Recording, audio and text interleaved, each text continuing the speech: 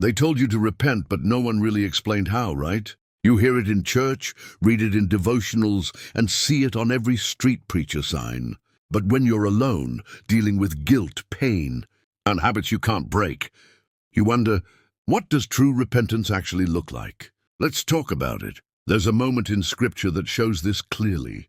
It involves a man who deeply messed up, David, King David, the man after God's own heart.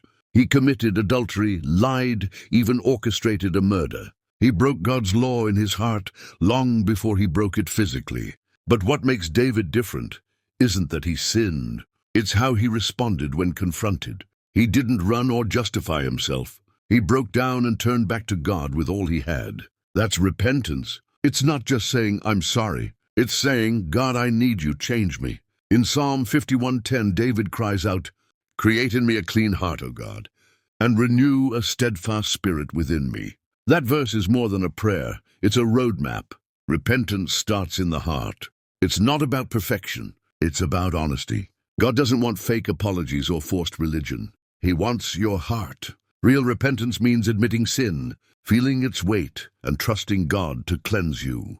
As John 1:9 promises, if we confess our sins, He is faithful and just to forgive us and cleanse us from all unrighteousness. Here's the hope. God wants to forgive you. He's not waiting to punish you. He's waiting to heal you. And that's what repentance leads to.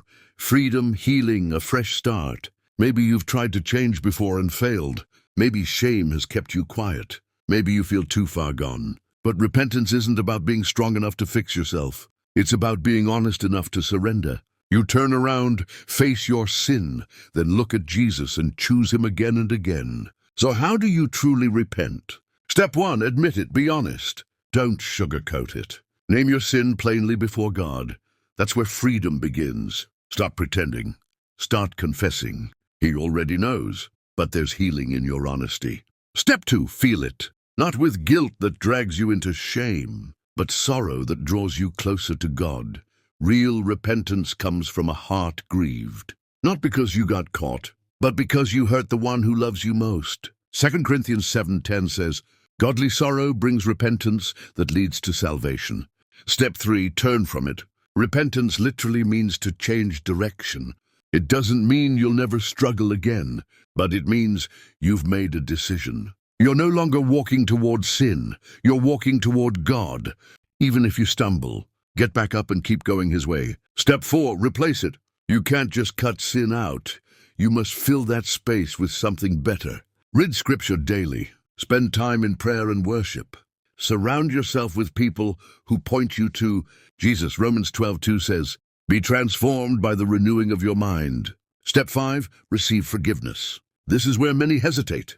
We believe God can forgive, but struggle to believe He already has. Isaiah 1:18 says, "Though your sins are like scarlet, I will make them as white as snow." If you've brought it to God, He's not holding it against you. Release the shame. Walk in His grace. It's already yours. Repentance isn't punishment, it's restoration. It's the doorway back to peace. And it's not a one-time event, it's a lifestyle. Every time you fall, get back up.